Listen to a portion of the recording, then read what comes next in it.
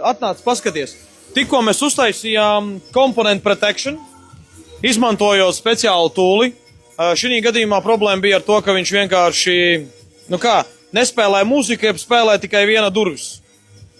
Nometīšu kompi šeit pagaidām. Bet tu nāc paskaties uz šito, nāc šur paskaties. This is the car. This is the car. V6 3.2 liter. How much it was, horsepower? 250. Tāda 250 zvēri zem pārsega, 188 kW.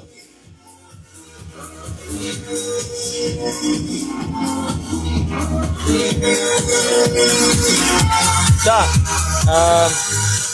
Nogriežam to mūziku druscītiņās klusāk, zin kā, jo, kas te notiek vispār šobrīd? Atbrauc pie mums ar tēmu, kad, tam audio vienkārši nomainīts ir šis te audio modulis tātad, jā, vecajām tur bija, kas viņam bija tur kaut kas, sapaļījis, vēl kaut kas tur viss slikti bija, dabūja pēc numura, jā, tad atceries, tev vienmēr jāņem ir modulis pēc numura, viņš atrodas bagažniekā, jā, kaut kur tur, un vēl universāliem ir tas, ka viņš mēdz ar ūdeni noticēt, un tā, ka tu vienkārši ieliec citu, tad mums ir kas? Uzmini? Component Protection, precīzi. Component Protection, tas ir tā saucamā datu aizsardzība. Mums starp citu audio vispār jāvar atnākt pastīties, nāc šeit. Tad tu var redzēt, kas šeit notiek vispār.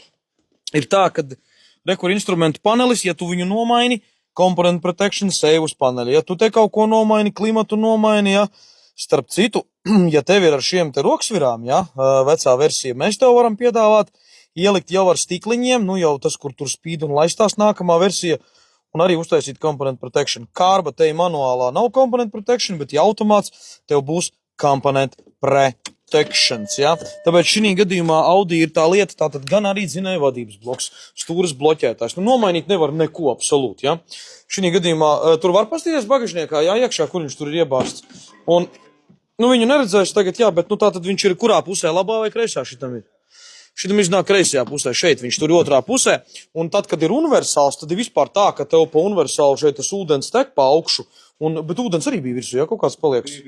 Līdz ar to, kas mums sanāk, tagad tu pievieno citu bloku, tev skan tikai viena tumbiņa, un tad mēs caur programmēšanas pieeju vienkārši piešujam klāt to moduli pie automobīļa, un tu bišķi no cita auto, un tad viņš viss tur sāk strādāt, un viss strādā perfekti. Tas ir par audio, bet nāc pasties uz šito, jā, tātad V6, 3,2 litri, visi ir pieraduši, ka baradači ir tikai, dīzeļi, jā.